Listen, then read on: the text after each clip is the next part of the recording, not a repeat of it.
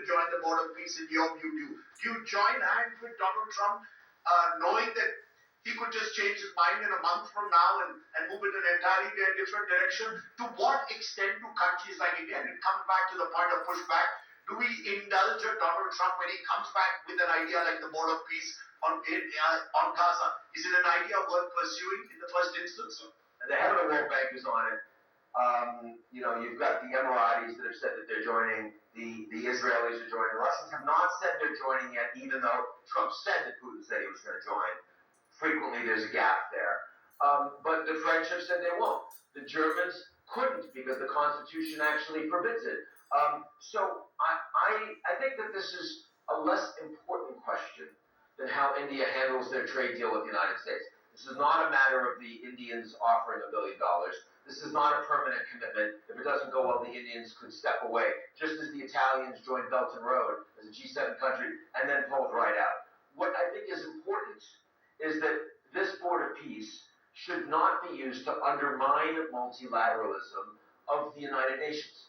Should not be used to break institutions that are important globally and that India benefits from, and that India participates in. And that if India decides to participate, they need to make sure that that participation is constructive and does not foster a long-term development that will make everyone worse off.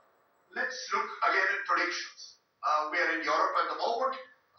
Ukraine dominates a lot of the conversation. We still don't know at this moment, while we are speaking, whether President Zelensky will meet Donald Trump here in Davos. Do you believe that the war could end in the next 12 months, or are we again heading potentially for a prolonged conflict that's already gone on really for 4 years? 4 years, almost 4 years. It doesn't look like it's ending soon. President Trump understands he wants a ceasefire, but he has more leverage over Ukraine, even though Ukraine is the side that the United States is fighting with, because the Ukrainians are weak. So he believes he can force Zelensky to capitulate.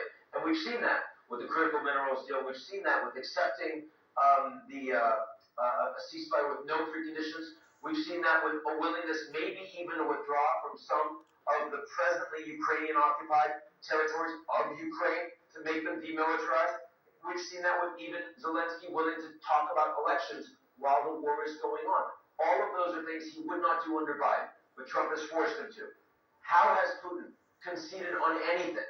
What has Putin offered? The United States has put a little bit of pressure on, not like Ukraine. They put a little pressure on. But Putin sees, in his view, that holding on longer and forcing the weaker Ukrainians to continue to capitulate while driving wedges between the United States and Europe and NATO is a stronger play for Russia. He believes they can wait the Ukrainians, the Americans, the Europeans out. And so far, that's been a smart move on his part. So you're